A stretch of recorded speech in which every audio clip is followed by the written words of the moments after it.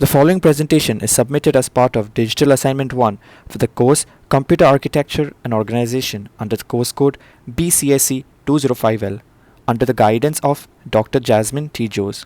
The date of submission is 1st of April 2025. The link for the video is given below. Imagine losing all your important files in a second. No backups, no recovery. Scary, right? That's where external storage devices come in. A very warm welcome to one and all present here. Today, we shall be talking about external storage devices, what they are, why they matter, and how they have evolved over time. Now, let's introduce the team behind this presentation: Chris Martin, Noel Kallingal, Ujjwal Gogoi, Ahamed Zaki, Ayman Mohammed, which is myself. Together, we have researched, designed, and prepared this session to give you a clear understanding of external storage devices. Now, let's move on to the core of our presentation. Now that you've met the team, let's take a look at what we'll be covering today. First, let's understand what storage devices are. Then we move on to types of external storage devices, their working principle, their visualization, their merits and demerits, and the future of external storage devices. Let's dive into our first topic, which is understanding storage devices. Storage devices are hardware components used to store and retrieve digital data, either temporarily or permanently. They're categorized into primary storage, which are RAM and cache memory, and secondary storage, which consists of HDDs, SSDs, USB drives, memory cards, etc. They enable data storage, retrieval, backup, and smooth functioning of digital devices. Storage capacity ranges from megabytes, which abbreviated as MB, and in early devices to petabytes, in cloud storage, allowing scalable data management. Now let's look into the features that help categorize storage devices. They are portability, storage capacity, speed, performance, and security features. Now let's dive deeper into magnetic storage devices. A magnetic storage device is a method of storing data on a magnetized medium, where information is saved by altering the magnetization of the material. This technology is widely used in devices like hard disks, floppy disks, and magnetic tapes. It is non-volatile, meaning the data is retained even after the power is turned off. Information is accessed using read and write heads. Magnetic storage plays a significant role in data storage as it's affordable and offers large storage capacities, making it ideal for a personal and enterprise level data storage. As you can see in this image, it consists of a magnetic disk, which is a circular disk where data is stored magnetically. A read and write arm moves across the disk to access different parts of the disk. Read and write head, which floats just above the platter surface to read and write the data. Then we have a disk track, which is a circular path where data is stored. Now, how does it actually work? Writing data. The write head generates a magnetic field, aligning a magnetic bit on the disk according to the recording method, which can be longitudinal or perpendicular. Data is stored in binary forms, zeros and ones, by changing the direction of the magnetic bits.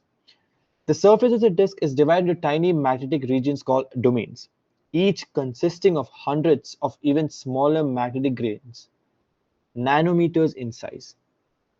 Now, how do we read data from this? The read head detects the orientation of the magnetic field as the disk spins. These magnetic variations are converted back into digital signals. But how does a component move? The spinning disk, which is rotating at thousands of RPM, provides continuous access to all the stored data in it. The read and write arm moves back and forth to position the head over the correct track. Now let's discuss the two ways of writing data into the hard drives. First being longitudinal recording and the second being perpendicular recording. Let's discuss about longitudinal recording. It is the most standard way of doing it, as you can see in the first part of the image here. It uses a ring-shaped writing element. The magnetic bits are stored horizontally along the surface of the recording layer. This method was common in older hard drives but has limitations in data density. As you can see, there's less amount of data which can be stored over here. Now, in the perpendicular recording, it uses a monopole writing element. The magnetic bits are stored vertically with the additional layer of providing stability. This method also allows for much higher data density compared to longitudinal recording. The earlier hard disk, it used ferric oxide Fe2O3 as the magnetic material, but the modern disks use cobalt-based alloys for better performance and durability. This is a modern HDD that we use nowadays. Now let's look into the merits of using magnetic storage devices. First of all, it's cost effective. The magnetic storage devices such as HDDs are relatively cheaper compared to SSDs for the same storage capacities. They have very high storage capacity. They offer large storage capacities, making them suitable for bulk data storage.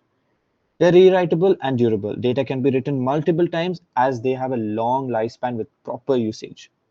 They're non-volatile. That means data remains stored even when the power is turned off. Availability. It is readily available and widely used in desktops, laptops, and servers. Now let's look into the demerits. The first being slow speed. Compared to SSDs, magnetic storage devices have slower read and write speeds due to mechanical parts. Due to mechanical parts, there will be wear and tear. The moving parts make them prone to mechanical failures over time. They are sensitive to physical shocks and magnetic fields, which can lead to data corruption and damage. High power consumption consumes more power compared to SSDs, leading to increased energy usage in devices. Now, it being a mechanical part, of course, it will generate some noise and heat. These moving parts produce noise and heat, which can affect performance and lifespan of the hard drive. In here, optical storage is a type of data storage technology that utilizes light to read and write data onto an optical disk. So here, data is essentially stored by creating marks in a specific pattern on the disk surface, which is later used to read using a laser beam that is precisely focused on the spinning disk. While optical media is generally more durable and resistant to environmental factors compared to tape, HDDs and SSDs, it is much slower than HDDs and significantly slower than SSDs with lower storage capacity than both.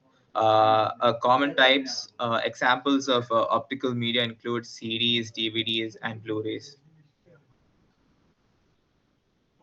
In here, the track and sector structure is basically a disk that contains a single spiral track that starts at the center and moves outward. This track is divided into multiple sectors for better data organization. Here, the pits and land on the surface is basically where the data is stored in the form of tiny pits. The depressions are the tiny pits, and the lands are the flat areas on the disk surface. Here, writing data is used data is written using a high intensity laser, which is used to create bits by altering the reflective surface of the disk. And reading data is we read data by using a low intensity laser that scans the disk. The laser reflects differently from pits and land, allowing the system to interpret data. Binary representation here happens by the pits and lands as spoken earlier. It represents binary data as 0 and 1, which is the fundamental way how the computer processes information. Okay, in this image, it basically shows us a step-by-step breakdown of how optical disk is stored and retrieves digital data. So the step one here is that a laser shines on the disk. A laser diode emits a light beam towards the disk surface. Step two is where the striking light interacts with the bits and land. If the laser hits the land, the light reflects back to the light sensing diode, and if the laser hits the pit, the light scatters and is not reflected back. The binary data interpretation here is when the reflected light comes up, it corresponds to a binary 1. And when there's an absence of reflection, which is due to bits, it corresponds to a binary 0. And the sequence here of zeros and ones represents the digital data stored on the disk. Okay, here the reflected laser light is captured by a photodetector, which converts the variations into electrical signals representing digital data. And also, a high-powered laser alters the disk dye layer or phase change material to create a permanent or rewritable data pattern. Now, as we are done with the theory part, we look onto the merits and demerits of optical storage. Here, the merits includes high storage capacity. It essentially means it can storage a large amount of data, up to 100 gigabytes. It is lightweight and easy to carry, and it is less prone to data loss as much of it is resistant to magnetic fields. It is also cost and effective. It is very inexpensive, and it can also last for decades without data degradation. Some of the demerits here include that it has a very slow data access, which means that it has very slow read write speeds compared to other storage devices like SSDs and HDDs. It is very fragile and have to be used with proper care. It is very limited. It has a limited number of rewritable cycles. It is in a decline on this economy right now, as modern devices are more used instead of series and other optical devices, and last, they have a lower storage compared to modern flash devices and external hard devices. Now let's look into flash memory devices. Flash memory devices use non-volatile memory, of course, meaning they can store and retain data even when the power is off. This makes them highly reliable for long-term usage.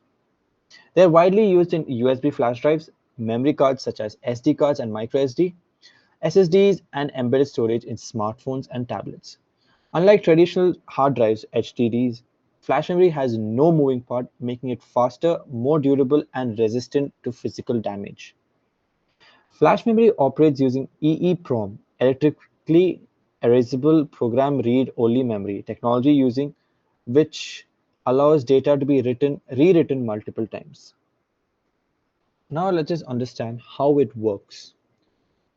It is divided into three parts: programming, reading, and erasing. Programming meaning writing. A high voltage is applied to the control gate, which causes electrons to tunnel through the oxide layer and get trapped into the floating gate. This changes the threshold value of the transistor, effectively storing a bit, which is 0 or 1. To read, a voltage is applied to the control gate, and the system measures the current flow between the source and the drain. The presence or absence of trapped electrons in the floating gate affects this current, allowing the system to determine the stored data. Now for erasing, a high voltage of opposite polarity is applied to allow the trapped electrons to exit the floating gate, resetting the whole memory cell to its initial state. Now, let's understand this image given here. The image illustrates the channel hot electron injection mechanism, which is a key process in flash memory programming. The diagram here shows a high current flowing through the transistor channel. Now, some electrons gain enough energy and get injected into the floating gate. The electrons which were injected into the floating gate get trapped after the threshold voltage, leading to storing the data in the memory cell. This process ensures the stored data remains even when the power is removed. Now, there are two primary types of flash memory classified by the architecture, one being NOR flash and the other being NAND flash. Let's discuss them both. NOR flash. Each cell connects directly to the ground and a bit line, enabling random access to individual bytes. This makes NOR flash ideal for applications requiring execute in place capabilities, such as firmware storage in embedded systems. In NAND flash, cells are connected in series, resembling a NAND gate configuration. This architecture increases storage density and allows for faster write erase operations. NAND flash is commonly used in mass storage devices such as SSDs, USBs, and memory cards. Thank you, Chris, for covering what flash memory is. Now I'll be going over the merits and demerits of flash memory. Merits. They are non-volatile. They retain data without continuous power supply. They are pretty durable since they withstand physical shock, making it reliable for portable devices. They have fast access times by offering quicker read and write speeds compared to traditional mechanical hard drives. They're pretty energy efficient since they consume less power, and they're beneficial for operated devices. Their compact size enables the production of small and lightweight storage devices. Moving on to demerits, They have limited write and erase cycles. Each memory cell can endure only a finite number of program/erase cycles before becoming unreliable. They have block erasure limitation. Data erasure occurs at the block level, not at the byte level, which can lead to inefficiencies when updating small amounts of data. They have wear leveling necessity. To prolong lifespan, complex algorithms are required to distribute write and erase cycles evenly across the memory cells.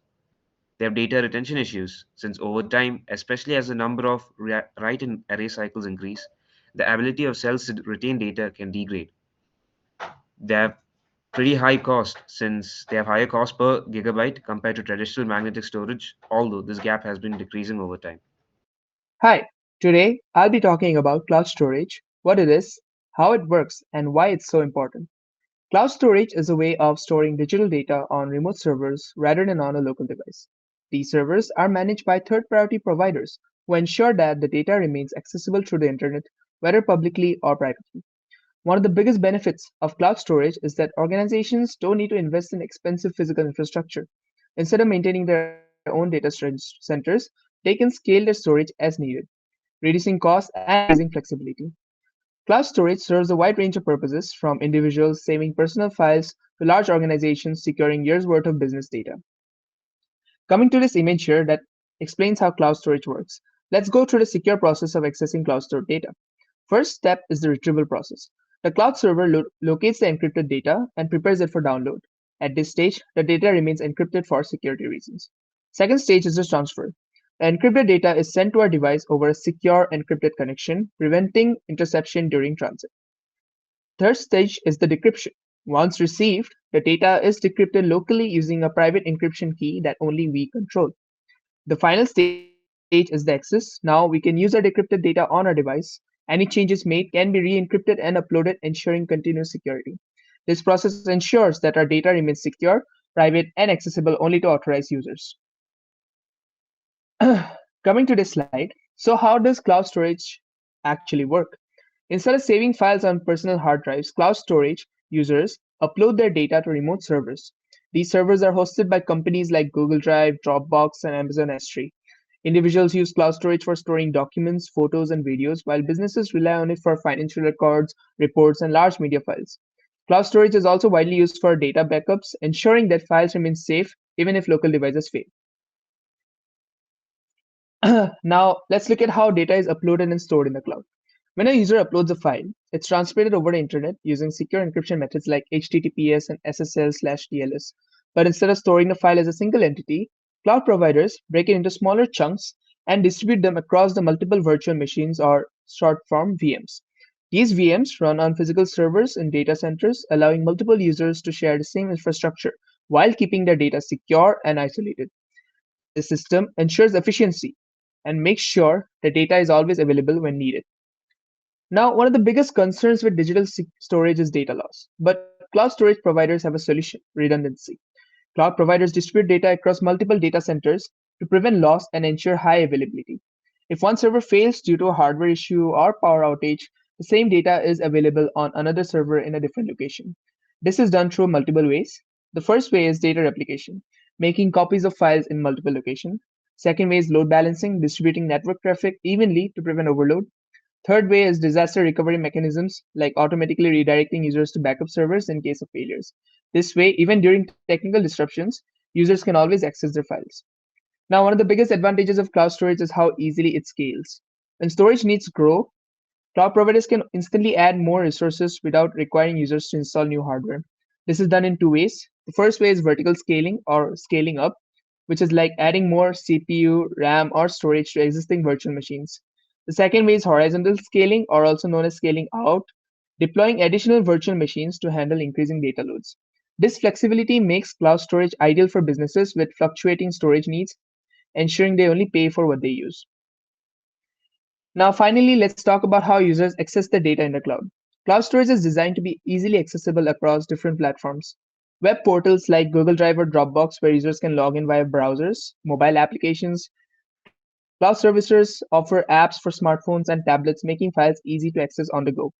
There's also APIs there. Developers can integrate cloud storage into applications, automating uploads, downloads, and file management. Since cloud storage is platform independent, users can access their files from any internet connected device anywhere in the world. Now, coming to the merits of cloud storage, the first merit is obviously cost efficiency. It shifts the expenses from capital to operational expenses, allowing flexible budgeting. The second is scalability, easily scale storage up or down based on demand. The third is flexibility. It provides versatile storage, access, and resource deployment options. Fourth merit is security. Offers strong protection with encryption, identity management, and zero trust architecture. Then comes sustainability, obviously reduces energy costs by using renewable resources. Last merit is called redundancy because it ensures data availability through multi-location backups, as I've discussed before. With this, I've come to the end of my topic. Now I'd like to hand over the presentation to Mr. Zaki to continue with the demerits of cloud storage and further on to explain more about the future of magnetic storage devices. Thank you. Thank you, Ujjwal. Now, we'll discuss about demerits of cloud storage. Compliance. Industries like healthcare and finance must follow a strict data storage regulations that may limit cloud adoption. Latency. Slow internet or network congestion can cause delays in accessing cloud data. Control. Storing data in a public cloud means giving up some control to service providers, trusting them to maintain security and uptime. Outages. While rare, cloud outages can temporarily make data inaccessible. Even the biggest providers have faced unexpected downtime. The future of external storage devices. While cloud storage is growing, external storage devices are also evolving with breakthrough technologies that could redefine how we store data. Holographic data storage uses laser beams to store data in 3D, dramatically increasing storage capacity. Now we have 5D optical data storage. With a single disk storing up to 360 terabytes, this technology could last billions of years without degradation. And then we have DNA data storage. Scientists are developing a way to encode digital data into DNA, unlocking ultra dense long term storage solutions. And finally, we have heat assisted magnetic recording, which uses laser heat to write down data on ultra high density hard disk, allowing traditional storage devices to keep pace with cloud solutions. Now, both cloud and external storages are advancing rapidly, offering businesses more choices than ever. Cloud storages provide scalability and cost efficiency, while external devices push the limits of speed, capacity, and longevity. So, as technology evolves, which storage solution will dominate the future? Perhaps the answer is a hybrid of both. Thank you.